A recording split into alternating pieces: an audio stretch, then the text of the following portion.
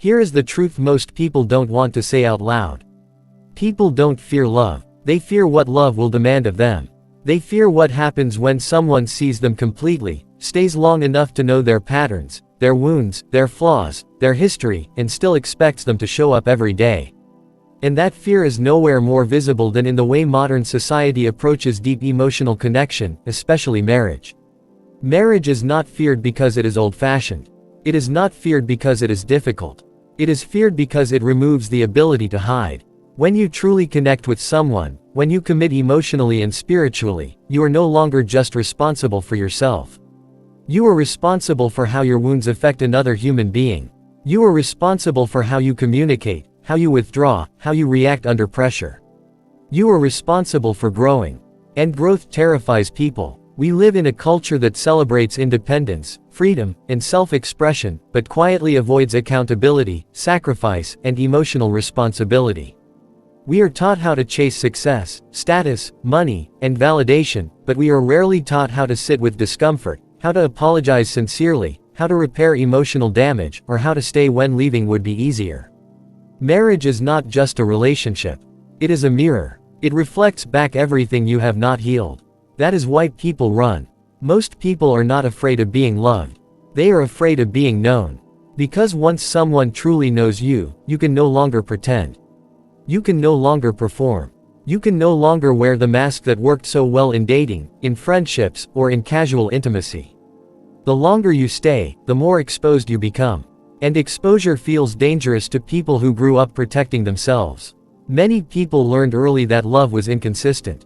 That affection could be withdrawn. That vulnerability could be used against them.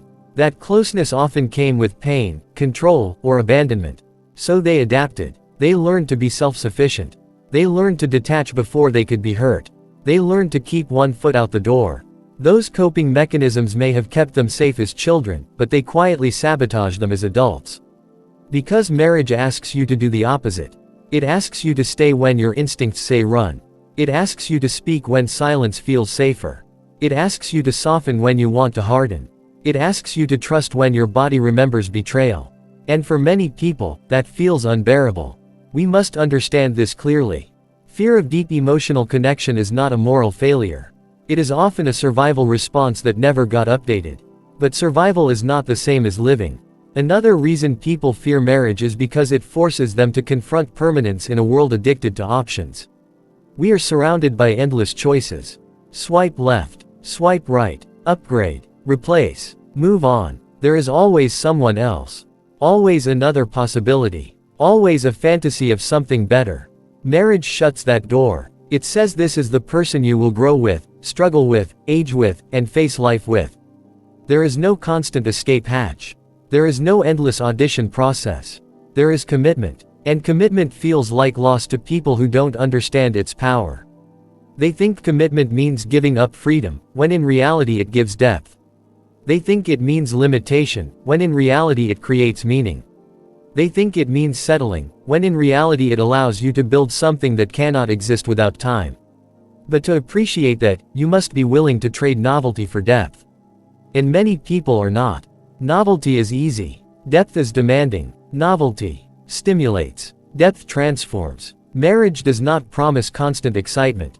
It promises evolution. And evolution requires patience, humility, and endurance. Qualities that are no longer celebrated. We are taught to chase intensity, not consistency. Passion, not presence. Chemistry, not character. And when the intensity fades, as it always does, people assume something is wrong. They mistake calm for boredom, stability for stagnation, peace for emptiness. So they leave, searching for another spark, another high, another beginning, never realizing that the real work begins after the honeymoon phase ends. Marriage reveals who you are when life is not romantic. When money is tight, when sleep is scarce, when grief enters the room, when attraction fluctuates, when resentment tries to take root. And that reality scares people because it requires emotional maturity. Not emotional intelligence in theory, but emotional discipline in practice. The ability to listen without defending. The ability to repair after conflict. The ability to choose your partner again, even on days when feelings are quiet. Feelings are unpredictable. Commitment is a decision. Many people want the benefits of deep connection without the responsibilities that come with it. They want intimacy without accountability, partnership without sacrifice, love without inconvenience. But that kind of connection does not exist. Deep love costs something. It costs ego. It costs comfort. It costs the fantasy of perfect compatibility. And perhaps the greatest fear of marriage is this. Marriage confronts you with the truth that you are not the center of the universe. Another person's needs matter. Another person's pain matters. Another person's dreams must be considered. For people raised in a culture of self-focus, this feels threatening. We have been told to prioritize ourselves, protect our peace, cut off anyone who disrupts our comfort. While boundaries are important, this mindset often gets misused as an excuse to avoid the discomfort of growth. Marriage will disrupt your comfort. Not because it is unhealthy, but because growth always does. You cannot remain emotionally stagnant and deeply connected at the same time. And deep down, people know this. They know marriage will ask them to confront their communication patterns, their emotional avoidance, their anger, their selfishness, their fears. So they delay. They intellectualize. They criticize the institution instead of examining themselves. They say marriage is outdated, but what they really mean is they are afraid of being fully seen. They say marriage is restrictive, but what they really mean is they don't want to be emotionally responsible. They say marriage doesn't work, but what they really mean is they haven't learned how to work through discomfort. This is not an attack. It is an invitation to honesty. Because the people who fear marriage the most are often the ones who crave deep connection the most. They want to be chosen.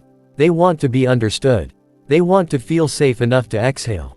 But safety requires vulnerability. And vulnerability requires courage. Marriage is not about finding someone who never triggers you. It is about finding someone who is willing to grow with you when you are triggered. It is not about avoiding conflict. It is about learning how to fight without destroying. It is not about perfect alignment. It is about shared direction. The fear people feel is not irrational. Marriage represents the end of running. It represents staying long enough to be transformed. And transformation is uncomfortable. But here is what rarely gets said. Avoiding deep emotional connection does not protect you from pain. It only guarantees a different kind of pain. The pain of loneliness while surrounded by people. The pain of shallow connections that never quite satisfy. The pain of constantly starting over. The pain of wondering what might have been if you had stayed. Commitment does not trap you. Unhealed fear does. Marriage does not destroy freedom. Avoidance destroys intimacy. And intimacy is what the human soul quietly longs for. To be known. To be accepted. To be chosen, not because you are perfect, but because you are real. Marriage, at its best, is not a prison. It is a training ground. A place where you learn patience. A place where you learn empathy. A place where you learn how to love beyond your own comfort. That kind of love is not glamorous. It is sacred. It is built slowly, through conversations that matter, through forgiveness that is earned, through effort that is repeated. People fear marriage because it asks them to become someone capable of sustaining love, not just receiving it. And that is the hardest work there is. But it is also the most meaningful. Because when you stop running, when you stop protecting yourself from every possible hurt, when you choose depth over distance, you discover something profound. The very thing you were afraid of was the thing that could heal you. And the courage to stay is what turns love into something that lasts.